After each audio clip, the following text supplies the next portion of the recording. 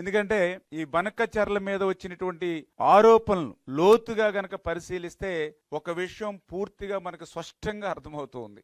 ఏదైతే ఈ యొక్క ఆరోపణల మీద ఉన్నటువంటి చూస్తే సాంకేతిక అంశాల మీద కంటే కూడా రాజకీయాల మీదే వారి శ్రద్ధ, దృష్టి, తపన కనిపిస్తున్నటువంటి పరిస్థితి అనే విషయాన్ని కూడా ఈ సందర్భంగా తెలియజేసుకుంటూ, అంటే ఆ రాష్ట్రంలో ఉన్నటువంటి అంతర్గత రాజకీయ పోరు కోసం పోలవరం బనకచర్లను ఉపయోగించుకోవడం ఎంతవరకు సమంజసమో ఈ రోజు తెలుగు రాష్ట్ర ప్రజల్ని కూడా ఈ రోజు ఆలోచించమని చెప్పేసి కూడా మీ ద్వారా కోరుతున్నానని చెప్పేసి తెలియజేసుకుంటూ, మరి అటువంటి ప్రాజెక్టుకి సంబంధించి అనుమతులు ఏవైతే ఉన్నాయో మరి ఈ అనుమతుల మీద కూడా వాళ్ళు అసత్యాలు చెప్తూ ఉన్నారు. ఏదైతే ఈ యొక్క పోలవరం బనకచర్లకు సంబంధించి మరి ఎటువంటి అనుమతులు లేకుండా ఆంధ్రప్రదేశ్ రాష్ట్ర ప్రభుత్వం ముందుకు పోతుంది అని చెప్పి చెప్తూ ఉన్నటువంటి పరిస్థితి. ఇందులో వాస్తవాలు చూస్తే మరి ఏదైతే ఈ యొక్క ప్రాజెక్టుకి సంబంధించినటువంటి అనుమతులు ఏవైతే ఉన్నాయో అన్ని కూడా నిబంధనల ప్రకారమే తీసుకోబడతాయి. ఇక్కడెక్కడ కూడా ఎటువంటి అనుమానాలకి కూడా తావు లేదు.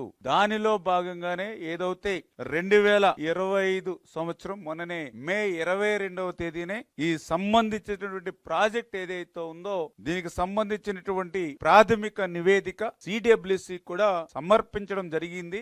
ఏదైతే ఆ సిడబ్ల్యూసి మనం సమర్పించినటువంటి ప్రాథమిక నివేదికను ఆమోదించిన తర్వాత ఖచ్చితంగా ఆ డిపిఆర్ ను కూడా ఆ సిడబ్ల్యూసికి సమర్పించడం అవుతుంది అని చెప్పి తెలియజేస్తున్నాం. ఎందుకంటే మొన్న మాట్లాడినటువంటి వారు ఎవరైతే ఉన్నారో మరి ఎక్కడ ఏ రకంగా ఆమోదం లేకుండా డిపిఆర్ ని ఎట్లా సబ్మిట్ చేస్తామని అంటూ ఉన్నారు. ఏ విధమైనటువంటి అనుమానాలు ఎవరికి అవసరం లేదు. ప్రాథమిక నివేదికను ఆమోదించిన తర్వాతే ఈ డిపిఆర్ ను కూడా మన సిడబ్ల్యూసి కి సబ్మిట్ చేస్తామని చెప్పి తెలియజేసుకుంటూ, మరి అదేవిధంగా ఏదైతే పర్యావరణ శాఖకు సంబంధించి కూడా ఈ టర్మ్స్ ఆఫ్ రెఫరెన్స్ టీఆర్ ఏదైతే ఉందో దీన్ని ఆమోదం కోసం కూడా ఈ యొక్క పర్యావరణ శాఖ కూడా ప్రతిపాదనలు కూడా పంపించడం జరిగింది అనే విషయాన్ని కూడా మీ ద్వారా, అంటే ఈ రకంగా పోలవరం బనకచర్లకు సంబంధించినటువంటి అనుమతులన్నీ కూడా నిబంధనల ప్రకారమే ముందుకు తీసుకెళ్తున్నాం అనే విషయాన్ని కూడా మరొక్కసారి మీ ద్వారా ప్రజలందరికీ కూడా తెలియజేసుకుంటున్నాను.